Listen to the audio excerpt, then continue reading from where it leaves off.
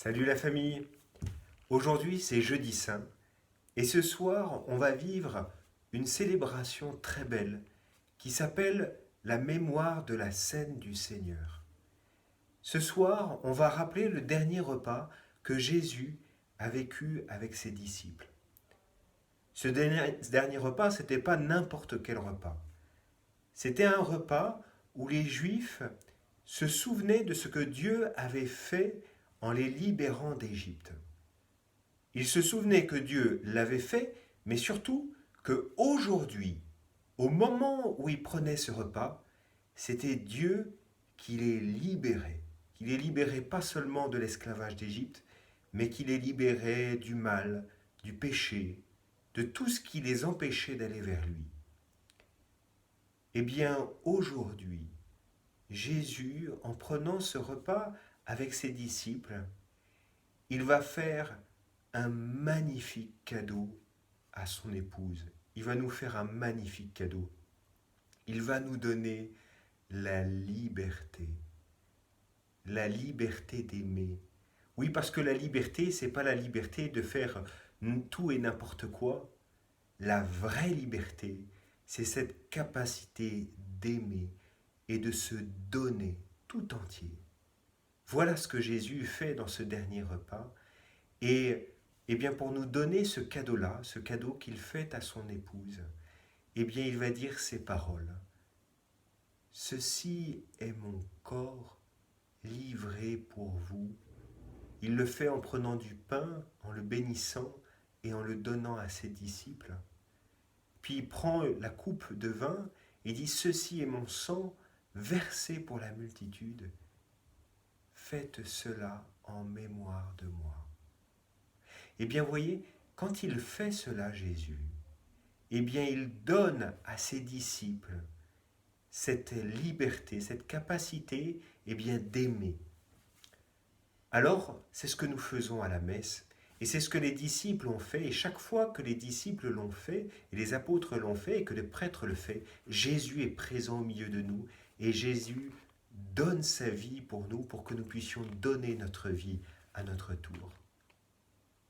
Alors, pour nous faire comprendre comment on donnait notre vie, eh bien, il a posé un autre geste avec les disciples, et un geste que l'on va faire ce soir. Il a pris un tablier, il se l'est noué autour de la taille, et il s'est mis aux pieds de ses disciples, et il a commencé à leur laver les pieds. Il a fait comme faisaient les serviteurs. Il s'est mis, il s'est abaissé devant eux, il a commencé à leur laver les pieds. Et puis il leur a dit, eh bien, vous avez vu ce que j'ai fait? Vous, faites la même chose. Mettez-vous au service les uns des autres. Il ne nous demande pas seulement de nous laver les pieds, on a les pieds propres, on a les mains propres. Non, ce n'est pas seulement ça. C'est de nous abaisser pour nous mettre au service les uns des autres. Voilà la manière dont on aime comme Jésus aime. Aimez-vous les uns les autres comme je vous ai aimé, avec cette même liberté que je vous ai donnée en vous donnant ma vie. C'est pour ça que c'est important d'aller à la messe, c'est important de communier, c'est important de recevoir cette force du Christ parce qu'on ne l'a pas tout seul, on s'en rend bien compte.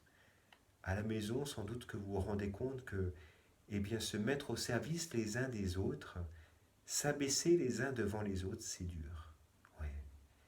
Mais avec la prière de Jésus, avec l'amour de Jésus, l'amour que Jésus met dans nos cœurs, eh bien, nous pouvons apprendre tout au long de notre vie. Et il y a une troisième chose que Jésus va faire ce soir et que nous allons rappeler ce soir.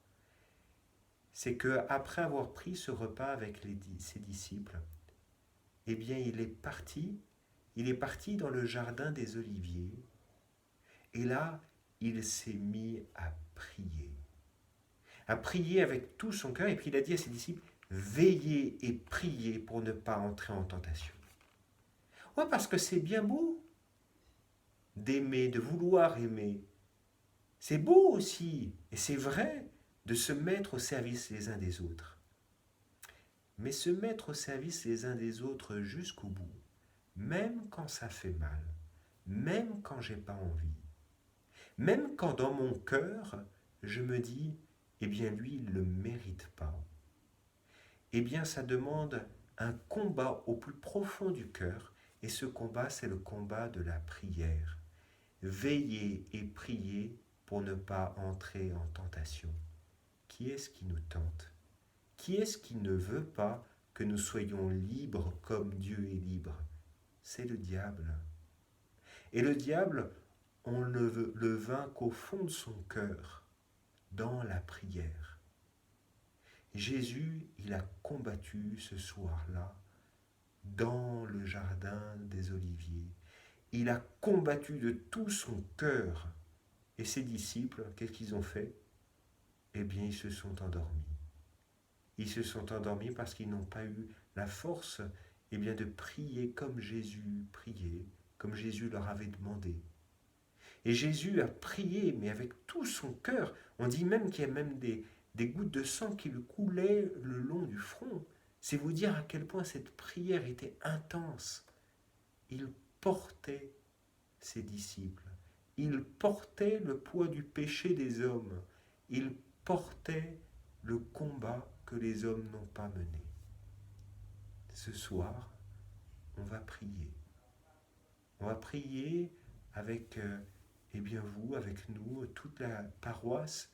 Nous allons prier et nous joindre à la prière de Jésus dans ce jardin des Oliviers. Ce soir, les enfants, les familles, je vous invite à prendre un temps de prière. D'abord un temps où vous êtes ensemble, pensez peut-être à table, au repas, et bien à relire peut-être ces paroles de Jésus, où il nous dit de nous mettre au service les uns des autres. Dites un Notre Père ensemble, et puis prenez un petit temps de prière, peut-être 5 minutes, 10 minutes, pour être avec Jésus au jardin des Oliviers. Pour ne pas vous contenter de dire « il faut qu'on s'aime les uns les autres », mais vraiment que Jésus mette dans notre cœur ce désir de l'aimer jusqu'au bout et d'aimer même ceux qui nous font du mal, même quand c'est difficile. Amen. Notre Père, qui es aux cieux, que ton nom soit sanctifié, que ton règne vienne, que ta volonté soit faite sur la terre comme au ciel. Donne-nous aujourd'hui notre pain de ce jour. Pardonne-nous nos offenses, comme nous pardonnons aussi à ceux qui nous ont offensés. Et ne nous laisse pas entrer en tentation, Seigneur, mais délivre-nous